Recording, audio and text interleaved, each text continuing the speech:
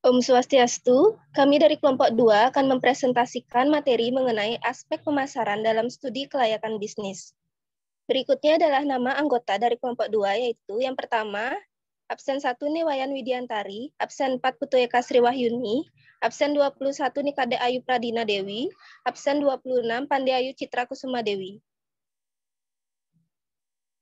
Materi yang akan dibahas, yang pertama ada pengertian aspek pemasaran, yang kedua ada aspek-aspek dalam pemasaran, yang ketiga ada analisis pemasaran, yang keempat ada pasar sasaran, yang kelima ada bauran pemasaran, dan yang keenam ada perencanaan pemasaran. Materi yang pertama adalah pengertian aspek pemasaran.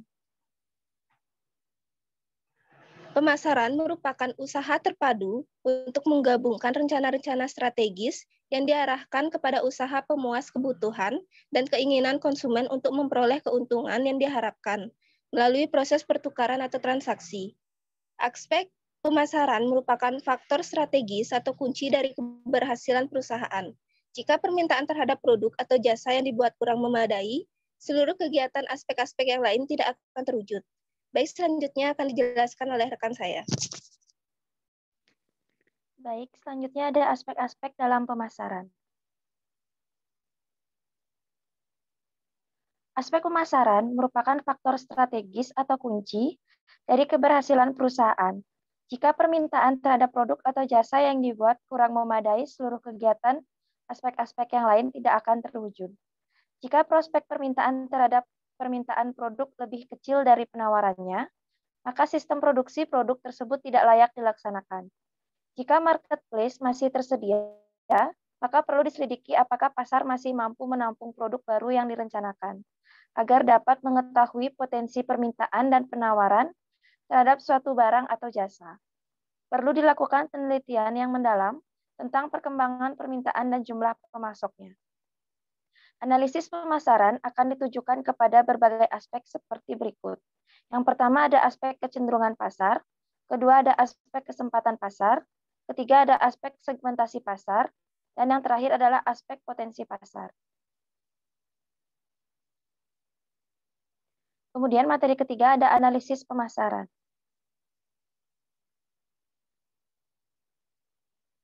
Tujuan analisis pemasaran adalah mengenai kebutuhan dan keinginan konsumen, menguji bagaimana produk dapat dialokasikan atau dirancang, atau apakah produk baru dipasarkan dan juga perlu adanya usaha terus berlanjut untuk memperkenalkan dampak negatif perusahaan setelah menemukan karakteristik produk dan karakteristik konsumen.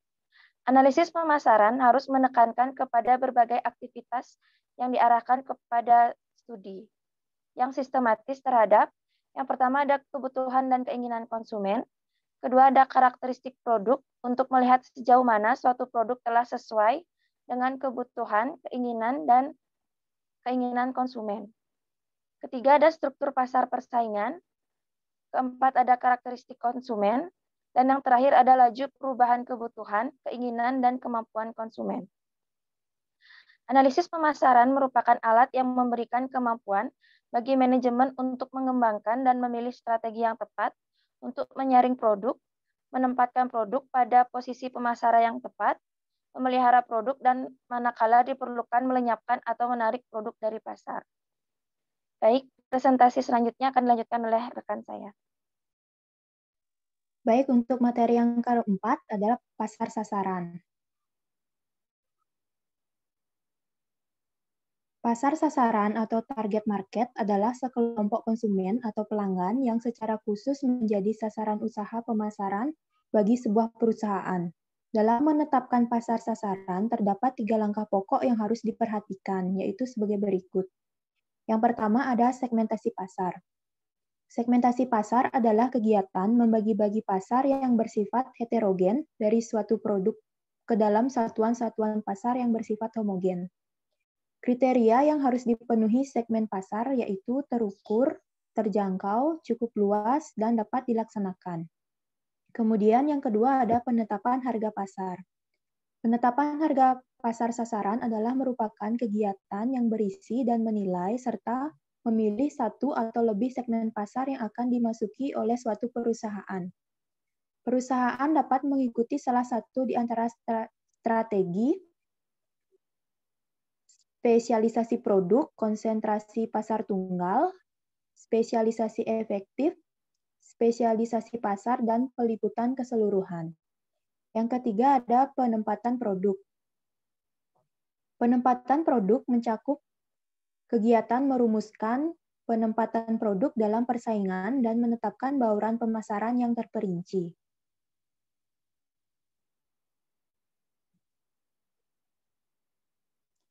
Untuk materi yang kelima ada bauran pemasaran.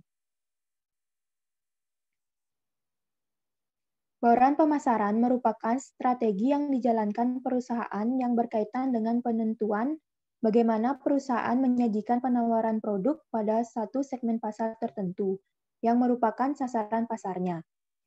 Baik, yang pertama ada produk atau produk, yaitu unsur-unsur di dalamnya antara lain jenis-jenis produk, kualitas, desain, fitur, brand name, kemasan, ukuran, pelayanan, dan garansi. Kemudian yang kedua ada harga atau price. Unsur-unsur di dalamnya antara lain mencakup daftar harga, potongan, bonus, jangka waktu pembayaran, dan aturan kredit. Yang ketiga ada saluran distribusi atau place. Unsur-unsur di dalamnya antara lain saluran distribusi, cakupan, lokasi, pergudangan, dan transportasi. Yang keempat ada promosi atau promotion. Beberapa cara yang dapat digunakan untuk melakukan promosi yaitu periklanan, penjualan pribadi, promosi penjualan, dan publisitas. Yang terakhir ada people. Unsur-unsur di dalamnya suara elit politik dalam upaya mempengaruhi opini publik, sentimen pasar, keamanan, serta kepastian usaha dan stabilisasi. Baik, untuk materi selanjutnya akan dilanjutkan oleh rekan saya. Baik, selanjutnya itu perencanaan pemasaran. Ada beberapa langkah yang perlu dilakukan dalam merencanakan pemasaran bagi usaha baru, yaitu sebagai berikut. Yang pertama, menentukan kebutuhan dan keinginan pelanggan. Yang kedua, memilih pasar sasaran khusus atau special target market. Yang ketiga, menempatkan strategi pemasaran dalam persaingan. Dan yang terakhir, memilih strategi pemasaran.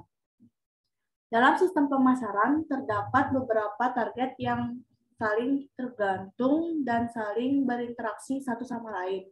Faktor-faktor tersebut antara lain sebagai berikut. Yang pertama, organisasi yang melakukan tugas-tugas pemasaran. Yang kedua, sesuatu seperti barang, jasa, ide orang yang sedang dipasarkan. Yang ketiga, pasar yang dituju. Yang keempat, para perantara yang membantu dalam pertukaran antara organisasi pemasaran dan pasarnya, antara lain pengecer, pedagang besar, agen, pengangkutan, dan lain-lain. Dan terakhir adalah faktor-faktor lingkungan seperti faktor demografi, kondisi perekonomian, faktor sosial dan kebudayaan, serta teknologi dan persaingan.